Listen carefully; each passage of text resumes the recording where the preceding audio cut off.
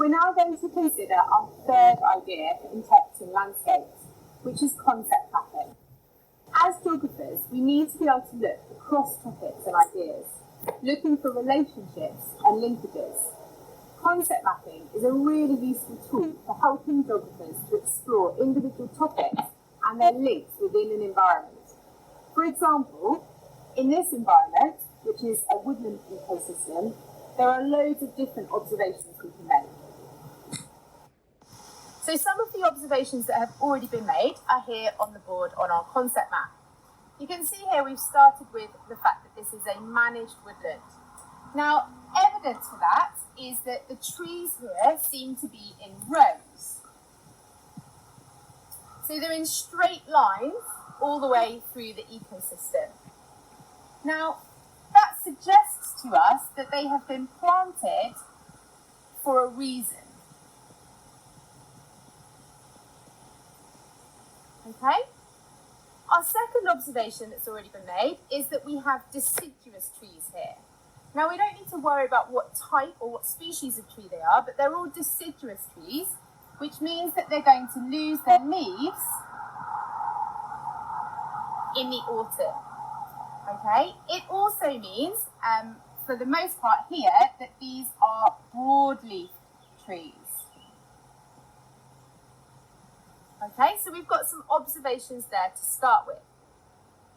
But we can start to add our own observations of this area. So the first thing I'm going to say is about tree density.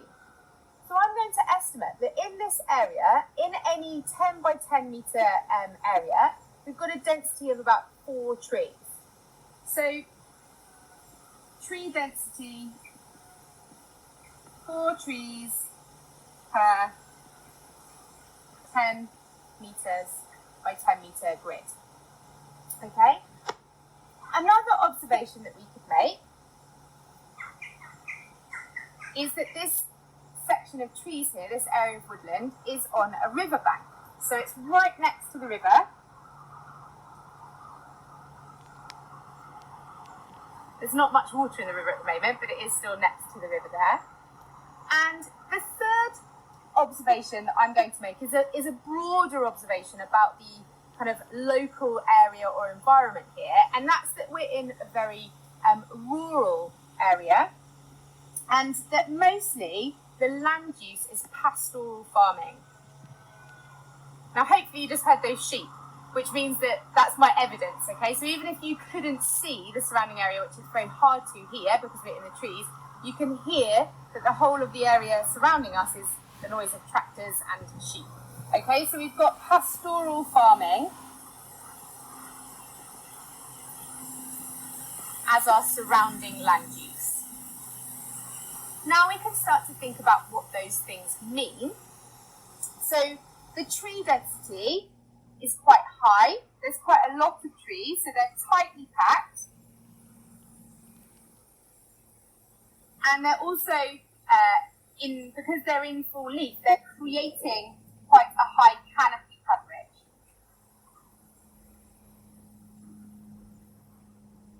Okay? The fact that it's on a riverbank means that there is going to be an influence on the discharge of the river due to interception and maybe the effect of reduced surface runoff.